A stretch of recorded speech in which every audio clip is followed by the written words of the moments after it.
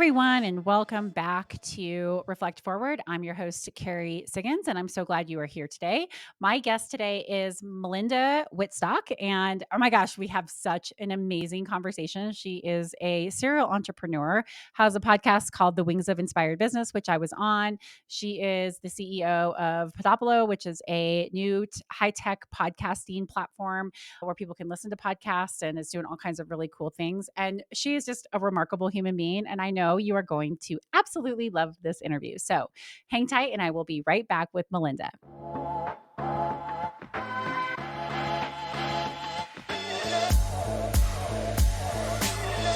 Hi, everyone. I am here with Melinda Wittstock. I am so excited to talk to you today, Melinda. Thank you so much for joining the Well, show. great to be with you, Carrie.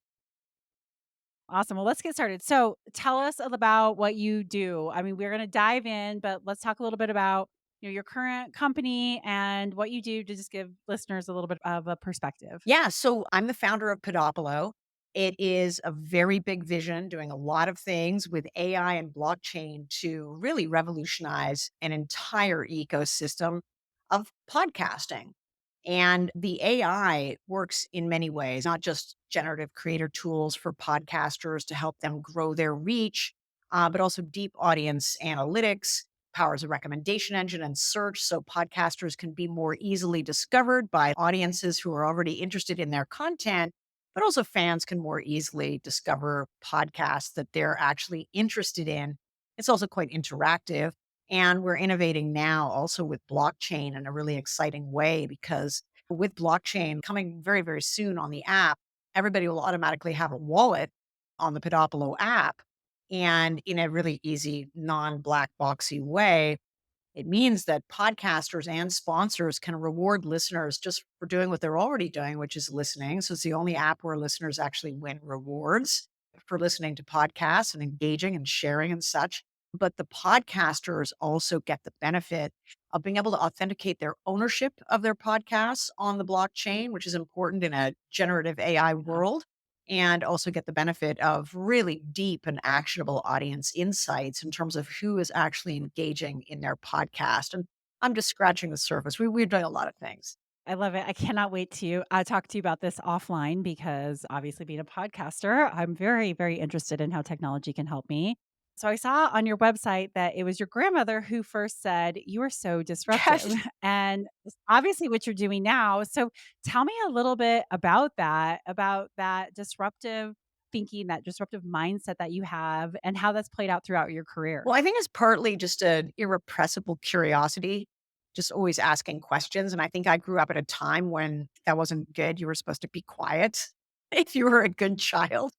And Right. so, not so much for me. So, I always had lots of opinions and thoughts and such.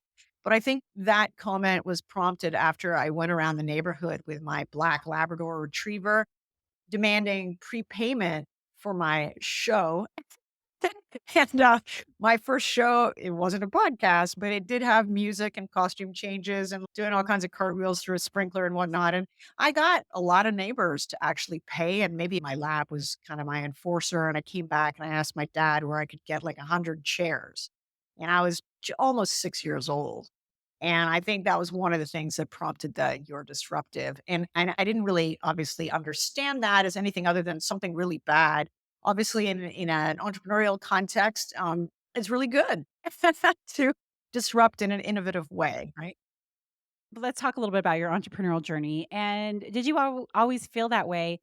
I know that I've heard you speak about you played it small for some aspects of your career. So, how have you really evolved in your entrepreneurial journey from that little 6-year old who was doing this disruptive thing to maybe losing yourself along the way to where you are Yeah, now? that's a really great question because I think that happens to a lot of people, especially the women, as we go through different kind of seasons of our Yeah. lives. I mean, the 6-year-old kid didn't know what to be afraid of. Do you know what I mean? Like there was nothing holding her back.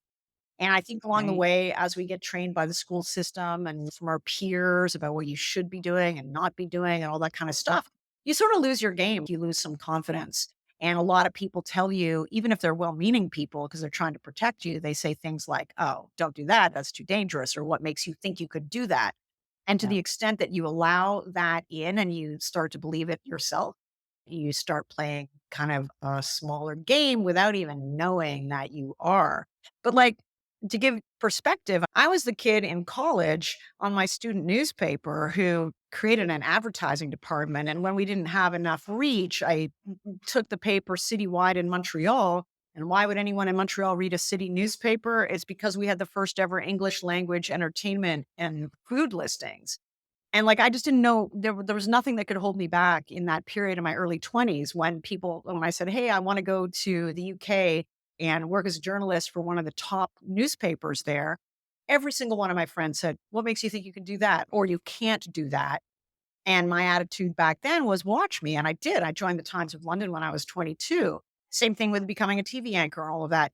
And then along the way, you get married, you have kids, and in my case, not a good choice. And in terms of the person that I married, I mean, I was actually married to a narcissist, and I think their whole roadmap is to, they're sort of threatened by you in a weird way, is Yeah. to kind of take you down. And it's kind of like a crab in a or sorry, like yeah, like a lobster rather. It gets into a pan of cold water, and the water gets warmer and warmer, until it's kind of too late. And I think I lost a lot of kind of confidence in a weird way along the way.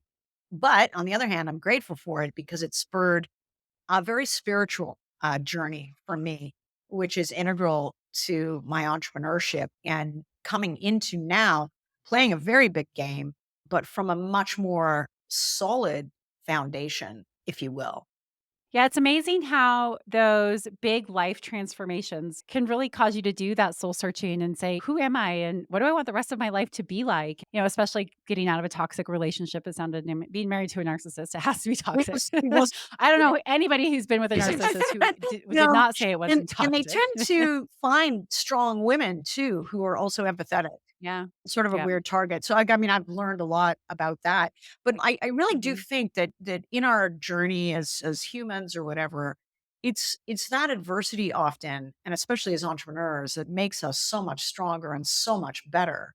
If you think of a pearl, it's formed because of the sand rubbing Yeah. against it. And looking back now, and part of me says, "Oh my goodness, how could I let that happen to me?"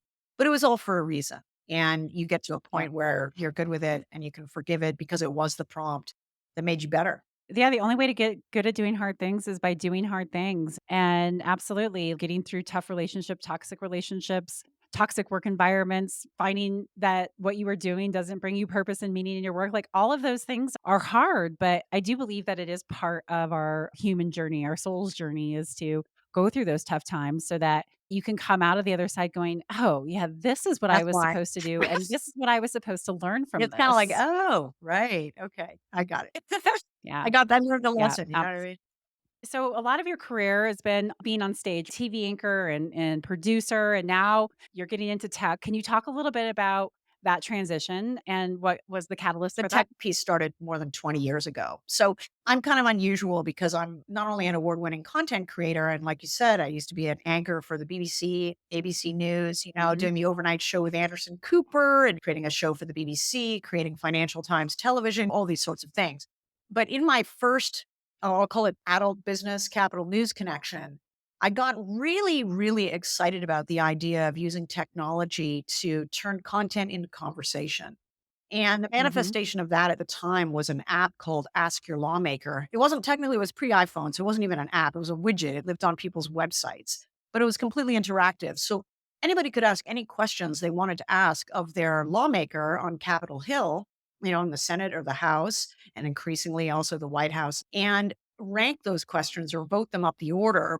And our correspondents on Capitol Hill would get them answered, share the answers, hold people to account. It's like, no, Senator, I don't think that's what Betty was asking. Can you answer her question? And that would get uploaded for people to further comment, listen, share, etc. So it was a really groundbreaking interactive tool. Grew that to 3 million users of that in just 8 months. And so that was really the beginning of where I saw the intersection of technology and media. And frankly, all my companies, Podopolo is my fifth, they've all been at that intersection of technology and some of it quite bleeding edge. Like back in 2010, 2011, I was innovating in natural language processing, unstructured data search, unsupervised machine learning, the precursor to actual full blown AI, all in the context of crowdsourced content and using data to actually understand audiences so we could more personalize content and such. So this has been a journey, and I'm kind of like partly the algorithmic geek and partly the content person. And it sort of fuses in a weird way for me. It's kind of like the chocolate peanut butter thing going on in my own head. So I love it. It's a great combination. How did you start to focus on podcasting? yeah. What was the idea there? Well, the impetus is I'd sold my business and I wish it was a big exit. It wasn't a big exit, but the business I was doing at the time didn't really align with me. I'd taken a break after that. And a couple of people had said to me, Melinda, there's this thing called podcasting, and you would be really great at it. Like, you should consider that because you have this whole background. And in the meantime, I was thinking of writing a book about women entrepreneurs. The book that I wish that I had had coming up as often the only woman in the room and that kind of thing. And also frustrated by the investment situation for women, like women who qualify for VC backed Right. companies are only getting less than 2% of that cap. And how could Yeah. we catalyze an ecosystem where women were genuinely, because I perceived the answer was that women really needed to step up to promote each other, mentor each other, buy from each other, invest in each other. And so the book was going to be that. And so I set about getting that done, like literally started the book. And someone said, well, look, you should probably also have a podcast, though, to create the community that your book could Mhm. sell into. And it became Wings of Inspired Business. And you were a great guest on the show recently.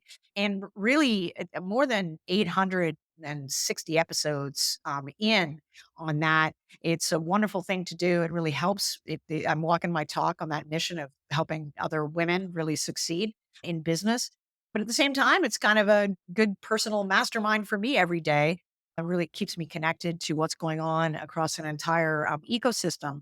But anyway, along the way in launching that, for all my expertise in technology, in marketing, in content with so many like Edward R. Murrow awards and such, it was still hard to get discovered up against the algorithms. And back in at that time, it was really only Apple and it was Yeah. just there were structural problems in the industry that were preventing podcasters from growing their audience, making it really difficult to engage an audience meaningfully, making it almost impossible to have really good data about who is actually listening to your show, let alone monetizing it. So that was really the first thing. I wonder if other people are having this problem, which, led to a lot of inquiry with a lot of other podcasters. Like, what would it be like if you had a social platform or if you had the data insights or, this and this and that? And it just kept getting validated, like with every single person I spoke to. And I thought, okay, well, that's great to serve the podcaster, but what about the listener? What kind of problems does the listener have? And I began to see too that listeners were equally frustrated at just struggling to find new podcasts that were Yeah. relevant to them, also really wanting a place where they could discuss podcasts with their friends easily and such. And then I started to realize that the advertisers were also being shortchanged because they were approaching podcasting as if it was broadcasting like TV or radio, where you needed huge numbers to justify an ad spend on a podcast. And yet, podcasting is fastest growing media of all time, but what makes it great is its niche. Like most podcasters will Right. always have small audiences because it's such niche topic and that's what makes them great. So advertisers were losing out on 98% of the podcasting market, which is a huge market. So how could that advertising piece be solved? Made it good for the advertiser, good for the podcaster. So that was really, I guess, the intellectual or the impetus behind it and just started really working on that research phase during the pandemic. And then first line of code written on this app in like the spring of 2021. And it just keeps advancing and we keep innovating. You're a serial innovator, disruptor, just like your grandmother said to you. Right. Uh, and Well, loving building businesses. And I'm a huge culture person since we spent a half an hour talking about we're culture. So, how does culture play into this innovative company that you're building now and maybe some of your past companies? How do you view culture and has it changed from company to company? yeah, well, I've learned a lot along the way. So Yeah. yes, it has and it will continue to evolve. But I've come really to the conclusion that the best companies really do have a great culture. So what does that actually mean? The best teams are really aligned not only on mission, like the why, but also on values. And so, if that's the case, how do you operationalize values? Because you can put a whole bunch of stuff up on your website, your employee handbook, and in your code of conduct or wherever it's going to be. But if it's not real for people, if it doesn't mean anything, and if there's no obvious benefit to them, if they don't understand it, it's meaningless. And so Yeah. we put a lot of effort at Podopolo into saying, okay, so what does it mean? If we say innovation is one of our highest values, what does innovation require? It requires giving people a safe space to fail, but also to learn from failure. So then, how, as a leader, do I make it safe for people to fail? And so it might be something as simple as just praising somebody for saying, hey, I'm blocked. Oh, thank you. Yeah. That's great. Because that's information I need to be able to course correct. Like, as just the Right. CEO of a company, you need to know, you're kind of like a conductor of an orchestra. Like, you need to know what's going on in the violins touching of the cello. Is there a string broken somewhere? Because that's going to impact the whole thing. So I like to have that data coming. So it's useful for me, but it's also useful for the team member to get used to doing things like asking for help and receiving help and sharing where they're blocked, because everybody then can help each other. And you take the sting or the shame or the embarrassment out of admitting that you don't know something. Nobody knows everything. So it's okay not to know. So things like that. That's how we break it down if we say, okay, innovation is one of our highest values. Another one that's a good example is abundance mindset is one of our highest values at Podopolo. And that to me is very kind of spiritual in its origin for me, because we can be in scarcity or lack, or we can be in abundance. We can be in fear, or we can be at a much higher level of emotion like joy and love and such and gratitude. So, abundance is fostering, first of all, on the team, a culture where everybody feels good helping everybody else. It literally is the hashtag for my Wings podcast says, lift as we climb, because it feels good to give. And a lot of people are better at giving than they are receiving. So you have to get good at the receiving muscle as well. So, how does all that play out? But then beyond that, what does it mean for how we play in an entire ecosystem? So, in any of our deal structures, everybody needs to win. It's not a zero sum game. And I think the best businesses are moving more in this direction where Mhm. you're thinking about not only an entire ecosystem in terms of like everybody that's in your ecosystem. So, how can advertisers, podcasters, listeners, how can everybody win? But it's also for us, it means not being a walled garden. Like our business model, we don't have to clean Spotify's clock or Apple's or whatever to succeed, because we're supporting other companies that could be conceived in previous eras as being direct competitors. And so it's just getting out of your own way in terms of thinking, do you have to own everything? No, you don't have to own everything. If you're just providing value to everybody and coming at it from how can we assist you win and such, and in a way that's in alignment that you both do, excellent. So that's very much what attracts us to technologies like blockchain, for instance, which are inherently decentralized and interoperable, where podcasters in the end own their own audiences rather than Spotify or Apple owning them, where podcasters can literally in a social media context be able to move their audiences more Mhm. easily discovered. And just for that, it's just empowering. So those are some of the ways. And so, how do you assess that within people that you're bringing onto your team? And do you believe that people can switch from a scarcity mindset to an abundance mindset? I do believe that they can. I believe that everybody can. I believe that that's actually our natural state and it was educated out of us. Yeah. And so it's a journey. So what I look for in a team member is somebody that's open to learning, like open to their own personal growth. And I've made hiring mistakes where people have said all the right things, but it wasn't really who they are. I think we all have. And, honestly, I'm just going to say it's a work in progress, but I'm blessed to have a core team that is committed to this, because the more you're in a context of an innovative startup where there's so many things beyond your control, you either leave or you grow. You know what I mean?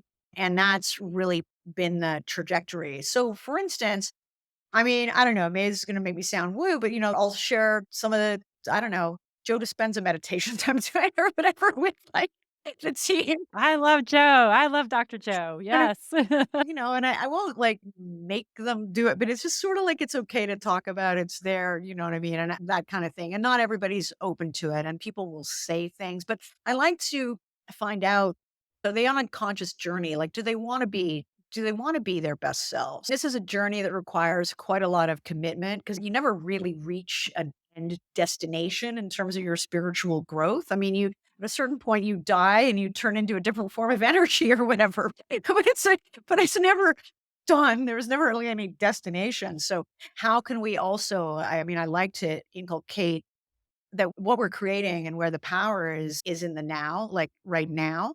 And so are Yep. you in a state of mind that's joyous or grateful, or are you having fun doing what you're doing? Because if you are, the product's going to be better.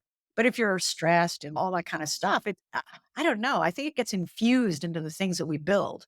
It gets infused into the Yep. type of conversations we have, and even in a sales context, all those sorts of things. Like for myself, how to be consistent in these practices and how to encourage other people to do it. Now, it's not going to be for everybody, but in my mind's eye, wouldn't it be great for companies to be consistent in this? And I think the ones that are will actually win because that's like a no brainer. So it's actually Yep. important to our growth to all be in personal growth. Yeah, and our thoughts matter. Our thoughts are Oh, energy, and that's how we manifest things. And we do that through words and action. So I completely agree with you. When we're coming at it from a place of negativity or scarcity or fear, it's infused into all of our conversations and into everything around us. And I because like a lot of stuff is in your like, I don't know, it's in your subconscious based on the yes, past. It might not even be yours. You might have overheard your mom saying something to somebody when you were 5 and you made it mean something. God knows. And we all have a morass of this stuff, right? That needs to be cleared out all the time.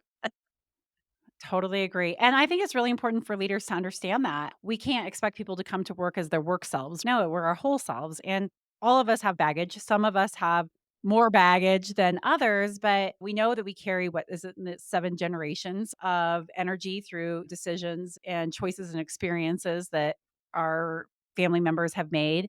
And then to just expect people to just leave that at home, I think is unrealistic. But on the other hand, right, people have to deal with their baggage. And I tell it like when I do keynotes, especially when I'm talking about self leadership, I always say the best thing you can do is deal with your shit, deal with your baggage, do the work because you will be so much happier. And I think a lot of people either think they're swallowing the poison pill, like, I'm so angry or resentful at this person. And so I'm going to swallow this poison pill, but all it does is poison you. Or they're so attached to their trauma or anger or resentment that they don't know how to be anybody else Yeah. but Yeah. themselves in that state, and it can be really scary to say, "I don't need this anymore," and to shed that portion of us. And as leaders, I think it's really important, like, we have to go through that, and we have employees that go through that, but if we really support that idea that personal growth is so important and personal growth is tied to business success, then you do create that kind of culture where it makes that growth that can be really hard and messy, and Right. uncomfortable, a lot safer to do. How to make it Mhm. safe for people to go on that. It is like you say, it is scary for Right, people in a way because it's sort of the unknown. People like to right. control things. People like to be in the like controlling the how or blaming. Like when something happens to you and you feel like a victim, right? It can be really Mhm. hard to get your head around. Oh my goodness. So what was it about me that actually attracted that without sounding like you're blaming the victim? You know what I mean? Exactly. So Yep. in terms of taking responsibility, just understanding how our minds work, the fact that our minds look for familiarity and pattern recognition. So we'll look to prove something that was just a past experience. Sometimes people say, okay, like, so if you're thinking about a yellow Volkswagen, you're going to see a whole bunch of yellow Volkswagens. So you're going to see what you're thinking about. It's taken me a long time to really, like, I understood this intellectually to begin with, but it took a long time relatively to embody it, like, to the point where it Yeah. becomes second nature. So if anything kind of triggers me in any way, it doesn't so much anymore. Nothing much does. I feel like it's just about everything. Or like when something does, it's kind of like, oh, how interesting. So what belief do I have that makes that energy resonate in some way with me? And asking the question, is it mine? Yep. Could be something that I'm experiencing, but is it actually mine?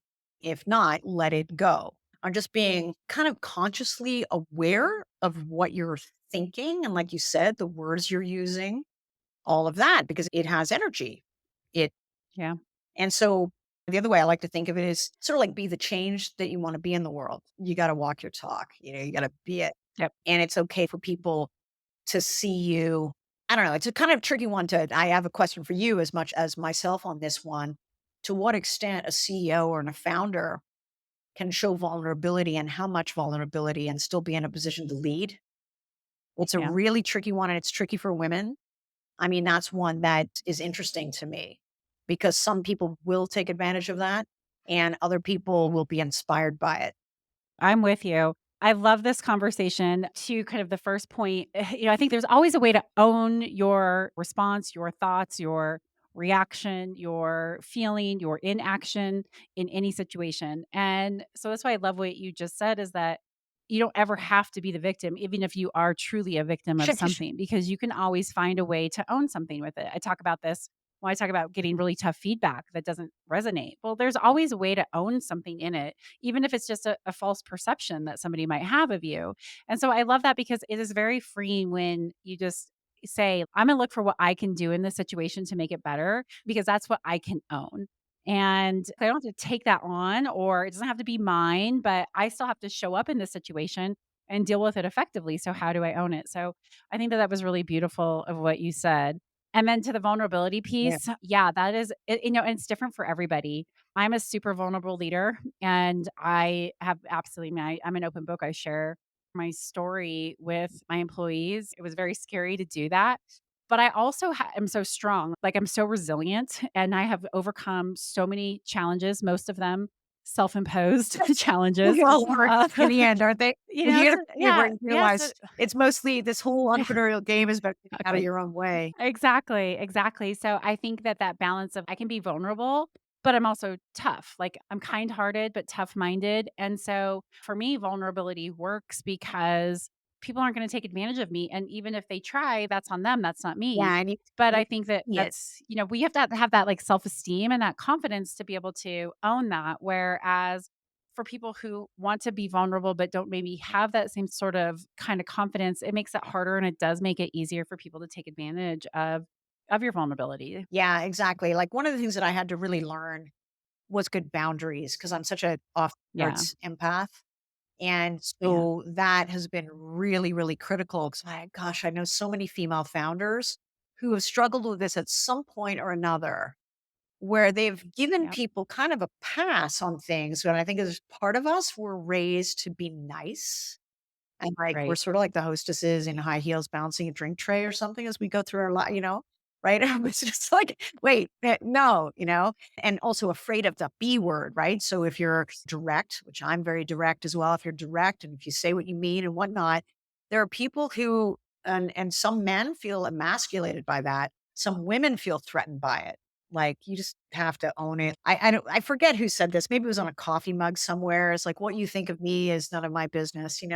Business, exactly, exactly. Yeah, yeah. No, I totally agree. And, for me, it was the way that my empathy showed up is that I always wanted to help people. I wanted to save people. Yes. And, then it gets you into these relationships with your employees, like not inappropriate relationships, but relationships where I'm trying to help you, I'm trying to save you. And you can't be that. You can be a support system and you can listen and you can point them in the direction to get the help, but you can't be that level of help. Like, where all of a sudden you're like a therapist or something, or, you're trying to save somebody's job when they aren't interested in saving it themselves. And that's the boundary that I had to really Yeah, set too. is I can't save people. People have to save themselves, and it's my responsibility to give them the space to be able to do that, whether that's inside the company or outside the company. But that was a tough boundary that I had to really learn early in my leadership journey was don't save people. You can't take that stuff on, and you always have to have that appropriate boundary as a CEO and an employee, especially one who's in trying to create a culture of care, but that doesn't mean that it's your responsibility to save your employees. This And that was a tough one for is me to so learn. true. That was tough for me. I think I'm Yeah, still learning. I mean, I'm so much better in that area than I was, but I'm sure there's just so much. I just feel like I'm learning. So this is what I love about entrepreneurship, by the way. It's you're just like learning all the yeah, time. If you love to learn, this is a great gig. I know. I'm with you. I'm with you. And so, what are some of the things that you do to learn? Obviously, you're on this continued personal and professional growth journey, which I love about you. Are there some specific things that you do that Yeah. would be good tips for Yeah, listeners? 100%. It took me a long time to do this, but just getting a lot more consistent in meditation, whether it's guided Yeah. or not. But like, it was so hard for me to quiet my mind. Oh my God, just so many stray thoughts. And, I still sometimes have that. I'm like, wait a minute, what is that? Bye. I don't need that thought. But, um, I'm getting much more consistent at doing it, and to begin with, I had to be in movement, like, I had to be either walking or, doing yoga or, like, anything, listening to I don't know, something, but meditation is critical to me. The other thing that's really, really critical is intention setting and also Hmm. gratitude and acknowledgement. And I just want to do the gratitude and acknowledgement. But they're two different things. 'Cause we can be grateful for the sun shining, for things that have nothing to do with us at all. But very rarely do people, and especially women, take the time to celebrate their wins.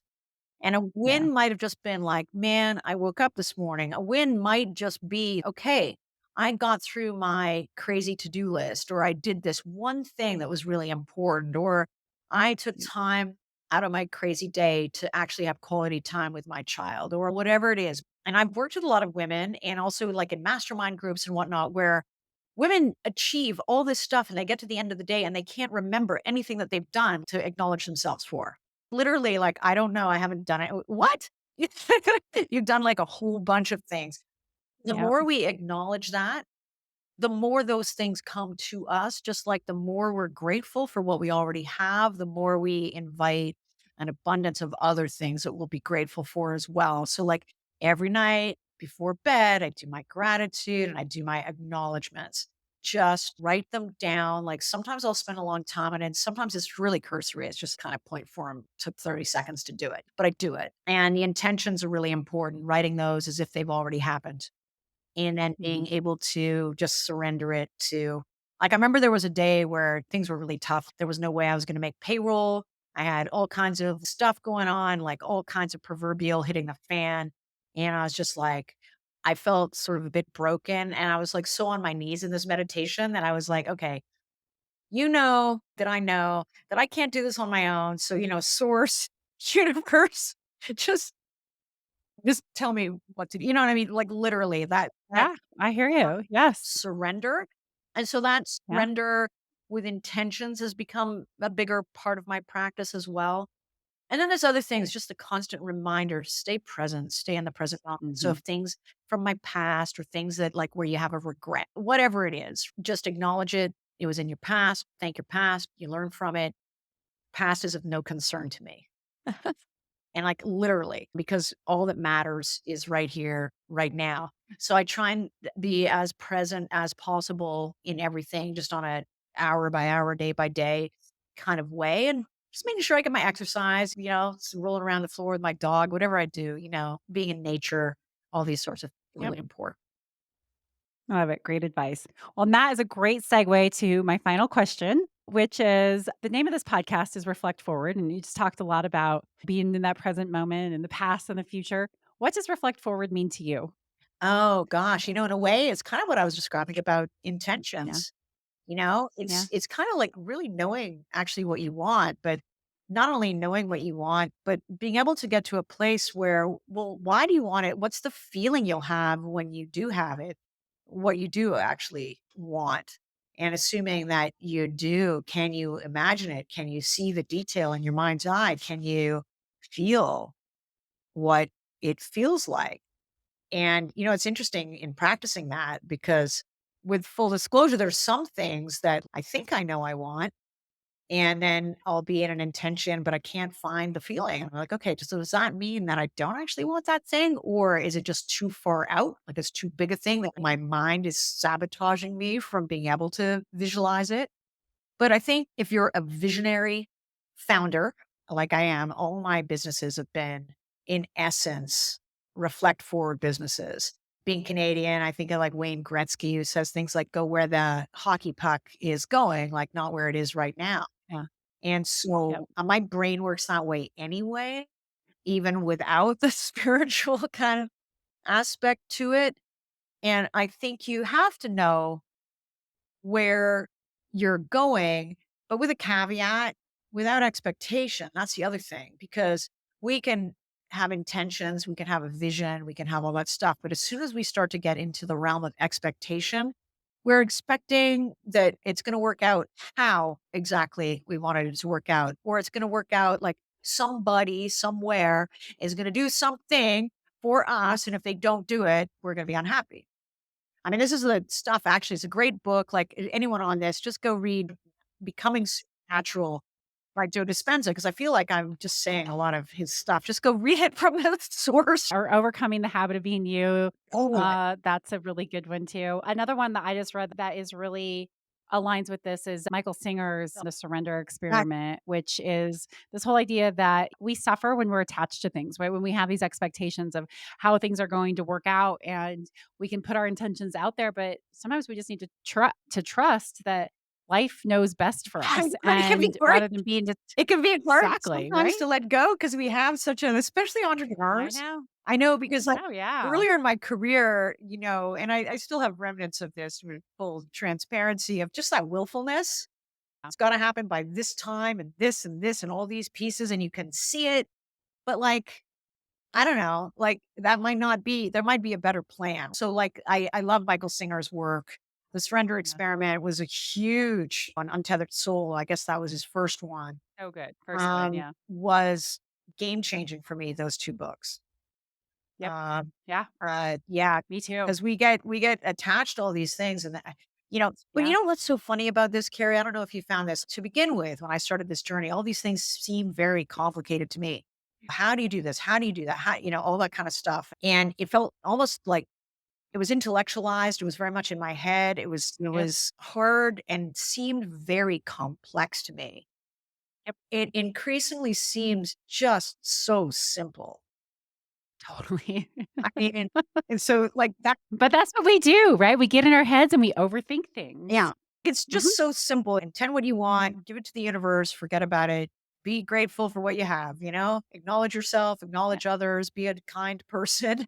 Just like, It is so simple. Unfortunately, it's not always easy to do. no, no, because we have all this clutter. Like, I think what's so interesting about Exactly. Michael Singer's work is just his journey of like, how do you quiet your brain? Like, if you have a very active, and like most of us do, just that Yep. incessant chatter. I remember in his book saying, "Oh my God, just stop talking about," that's right? Well, and I love that in that journey of surrendering, realizing that it's not the enemy. Like the voice in your head is not the enemy. It's what makes us human. Right. And so how do you coexist with your ego and that voice and our greater purpose here, our soul's journey? And that was a real turning point for me too, because I know when I started early in my meditation journey, it was like, ugh, I wish I could just stop thinking. It's like, no, that's not it. That's part of what makes us human. And I'm glad to be human. Yeah. And I thought that was a really brilliant insight that he had after becoming a hermit and then realizing that, hey, maybe this isn't what life is all about and what my purpose is about just shutting off the voice. It's about how do I work with it to bring something, a gift to the world, which he did. He Right. brought so many gifts to the world. Yes. Every single one of us can do that. But yeah, we've gotta do that spiritual work, that inner work, and it can be really hard when we have all that clutter and the busyness of life Yeah. and Well, the and fastest social media and everything that just throws all at us, that. yeah. Yeah, like all the I call it Mhm. infobesity, right? There's just like Yeah. so much clutter and the world goes at this incredibly I haven't heard that. yeah, Infobesity, that is infobesity. amazing. Like That's such a great information, empty calories, just stuff that just doesn't matter, and that's nope, specifically nope. designed to trigger you and rewire your brain into outrage because it makes Yep. money. I mean, just being Mhm. conscious that that's what that business model Yeah. is with social media, and a lot of Yep. us have to be on social media for our businesses and whatnot, but Right. I sort of imagine in my mind's eye going to the future a little bit. And then this is one of the aspects of Podopolo and its big vision is how can 'cause podcasting is so authentic, like having a conversation like this, which is just very real. Yeah. And how can it elevate social, like how we connect with each other online in a way that's meaningful. And I think some of these technologies really it can be like if you pick up a knife, it can be like a tool or a weapon. So it's Right. how it's used. But I think Always. really like the blockchain stuff is really interesting because the decentralized nature of it puts more control in the hands of the community that you want to create and what Yeah. you kind of want to do. So that's very much part of where we're coming from is how can we enlighten and empower people and help not just our team go on this journey, but can podcasting on, listening on Podopolo, can we all be part of a thing that lifts the world's vibration? Is that crazy to think? But like, Yes. you know what I mean? Because I just am like, I think big, big. So, but It's possible. It's possible. We know when there's been those studies that are done when, 1,000 people get together and meditate together, that crime drop. And I love it. Science is coming out saying conscious is all connected. I just read something yeah, in Popular Mechanics, and it's like, well, duh. But even with now through the scientific method, people are proving that we all are connected. Everything is connected. And yeah, I think it's a really fantastic mission of giving people this platform to be able to connect and to celebrate and be grateful for each other in something that can be a much more productive media source than exactly. And I think we're just, social media. it's so funny as a founder. Have you ever felt this where you have your vision, which is so huge, but what you've built so far is ways away from that. Like it's Right. innovated in a zillion ways, or like six Yeah. proprietary technologies, done all these fancy things or whatever. And I remember for so long in previous businesses and even with this one thinking, oh man, I'm so behind where I wanted to be, like all that kind of clatter inside. And I Yeah. remember one of my mentors said to me one day, it's like, okay, Melinda, do you remember your first phone, like your first mobile phone? And I was like, "Oh, yeah, like, I do." And I'm old enough that it was like a brick thing because I was as a correspondent on the London Times, I got one of these first things, because I was running around all around London interviewing all these people like Steve Jobs and such. And so I was really self-important with my with my phone. Your cell phone. And and then so she paused and she said, "And how did it make you feel to have that?" And I was like, "Well, really empowered, really important, all the things." And she said, "Okay, was it the iPhone?"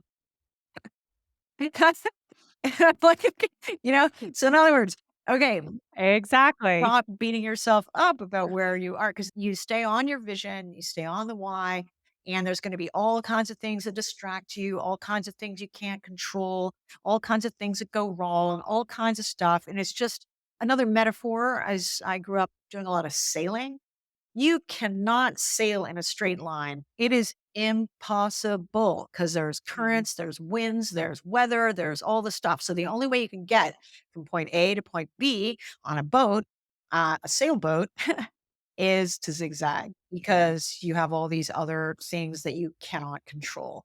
And so actually accepting that in your entrepreneurial journey is important because there's so many unexpected things. And so you lay out the perfect plan and And it goes a whole different direction. Ah, hey, it's it's I it know. may work out like that, but you can't expect necessarily that it will. No. And I think it's hilarious. Well, I could talk to you about this all All day, time, but we you have to know. wrap things up. I know. This was so much fun. So, real quick before we go, how can people find you? Oh, well, the best way is actually on LinkedIn. Like it's just really easy. Just Melinda Yeah. Wittstock on LinkedIn. And I tend to have all the social platforms. I'm more likely to answer that and such. And also via Podopolo, the Podopolo app. When you download Podopolo, it's free in either app store, Apple, Google, whatever. Follow me on the app. DM me. I think I'm Melinda CEO on Podopolo. And so that's a really easy way to find me as well. Wonderful. Well, I'll include that all in the show notes. And thank you so much for this really beautiful, beautiful conversation. This was so much fun. It was lovely. It's always a delight talking to you. And like, and anyone listening to this, you got to go back and listen to the Wings of Inspired Business episode, also with Carrie, if you missed that, because that was a great conversation as well. It was too. I'll include that in the show notes as well. Yeah. Oh, perfect. Okay. Well, thank you so much, everybody. You hang tight and I'll be right back.